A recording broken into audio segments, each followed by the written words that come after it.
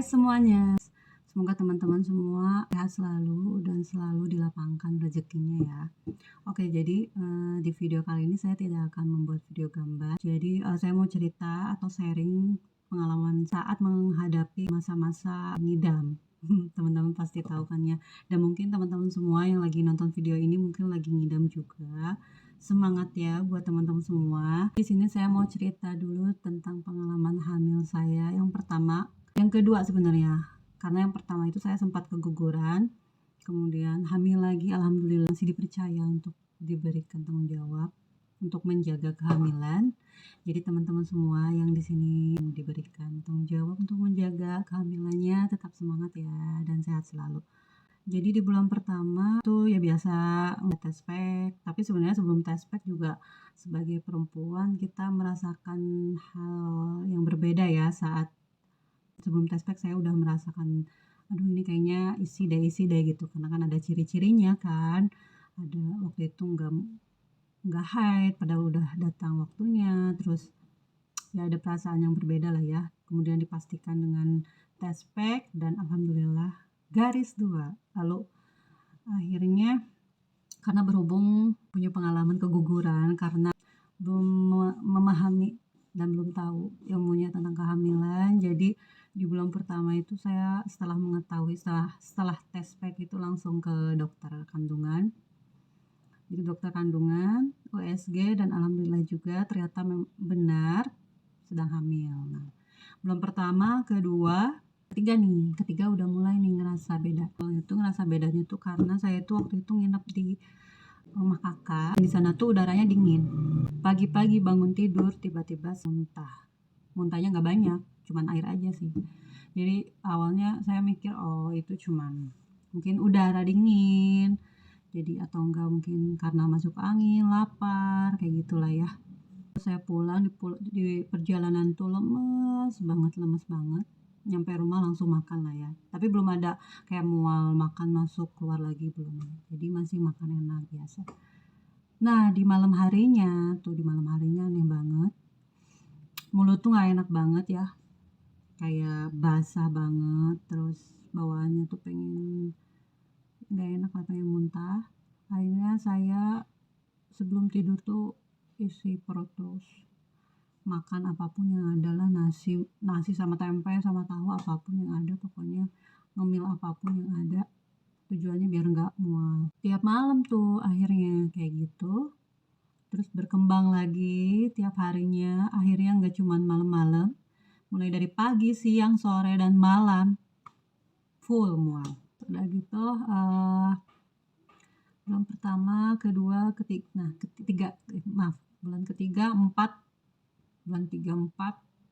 5 tuh parah banget nih kayaknya, 4, 5. Sampai tiap makanan yang masuk, tiap makanan bisa masuk, tapi keluar lagi, kayak gitu kan. Dan keluarnya tuh nggak kira-kira.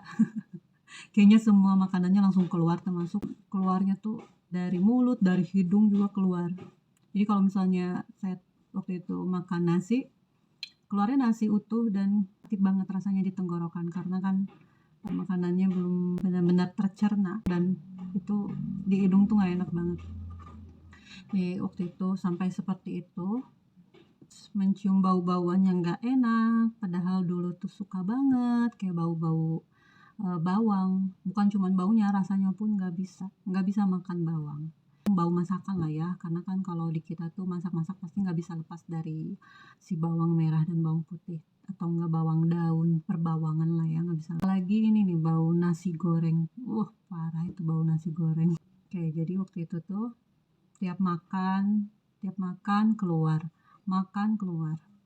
cuman waktu itu tuh ada beberapa makanan yang bisa masuk, bisa mengurangi mual. Tapi ini mungkin tiap orang beda-beda ya makanannya, karena ya cerita juga sama adik atau sama orang-orang yang punya pengalaman hamil, menghilangkan mualnya tuh beda-beda ya. Kalau saya sendiri waktu itu ngerasa buah-buahan itu paling enak dimakan ya waktu ada rasa mual. Terutama waktu itu buah sirsak tuh enak banget.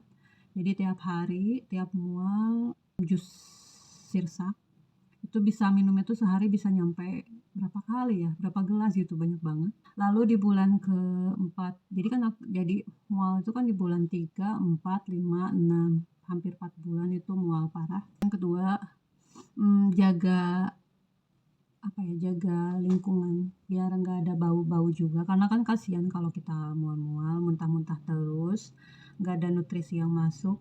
Ya gitu deh, kasihan ya ke bayinya. Usahakan di ruangan itu tidak ada bau-bau yang bisa memicu mual, walaupun kan nggak mungkin juga ya, tapi ya usahakan aja untuk mengurangi bau-bauan. Misalnya kalau waktu itu aku diem aja sih di kamar, bener-bener bed rest, nggak bisa kemana-mana. Dan waktu itu tuh bau yang aku suka tuh bau-bau kayak bau kopi, bau coklat, bau teh, yang kayak gitu suka. Jadi sampai-sampai pewangi ruangan juga baunya kayak gitu, bau kopi atau coklat. Jadi kalau misalnya kayak bau-bau bunga, buah itu nggak bisa, nggak suka kalau untuk pewangi ya. Kalau buah-buahan juga kurang. Cuman bisa juga jaga ruangannya biar tetap wangi, dan ya bisalah kasih pewangi ruangan dengan bau-bau yang teman-teman kira-kira bisa masuk dan bisa membantu teman-teman mengurangi mualnya. Yang kedua itu. Terus yang ketiga tuh perlu perjuangan sih, karena teman-teman kalau sepengalaman saya, tiap kali saya muntah saya bakalan makan. Karena gini, kalau misalnya kita muntah terus pasrah nggak makan, kasihan dede bayinya. Jadi mungkin itu ya, semangat itu yang bikin aku tetap makan, walaupun keluar lagi, tapi kan minimal ada nutrisi yang terserap gitu ya. Ya nggak apa-apa makan makanan yang teman-teman suka. Misalnya kalau aku contohnya suka banget waktu itu makan makanan yang manis kalau waktu hamil. Jadi makan makanan yang nggak ada bawang-bawangan, misalnya kayak waktu itu tuh kayak pasta. Terus kayak alhamdulillah ya telur masuk bisa. Bahkan hampir tiap hari telur tuh nggak pernah absen. Jadi hampir tiap hari makan telur. Walaupun sebenarnya tetap sih, walaupun makan makanan yang bisa masuk kembali keluar lagi, tapi minimal waktu kita makan nggak keluar. Jadi ada beberapa jeda, beberapa menit atau jam kita nggak keluarin makanannya, walaupun akhirnya keluar juga kayak gitu. Yang ketiga kayak gitu, usahakan makan karena kasihan untuk dede bayi. Lalu yang keempat ya, cari kegiatan mungkin ya. Misalnya waktu aku hamil tuh, walaupun aku di kamar terus dan gak bisa kemana-mana, aku usahain buat misalnya kayak baca buku, nonton YouTube, apapun lah kayak gitu, atau enggak nonton video-video yang bisa membangkitkan semangat teman-teman, video-video sharing cerita kayak gitu.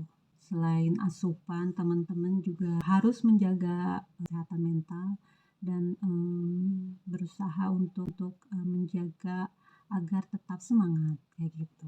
Oke, buat solusi yang terakhir, teman-teman bisa juga pakai mencium bau-bauan. Kalau misalnya mual gitu, mencium bau-bauan yang teman-teman suka. Sampai-sampai kalau aku mau tidur, disimpan di samping bantal, di dekat hidung, biar bau-baunya itu tercium, dan bau-bau yang lainnya itu enggak, maksudnya kalah gitu dengan baunya. Oke, jadi segitu dulu video dari saya. Mudah-mudahan teman-teman yang sedang berikan tanggung jawab tetap bahagia, walaupun sekarang badannya sedang nggak enak. Mudah-mudahan tetap pikir positif dan menjaga kesehatannya. Dan selanjutnya kalau ada pertanyaan, teman-teman boleh komen. Saya ingin bikin video lain buat sharing dengan teman-teman. Cukup sekian video dari saya. Bye bye.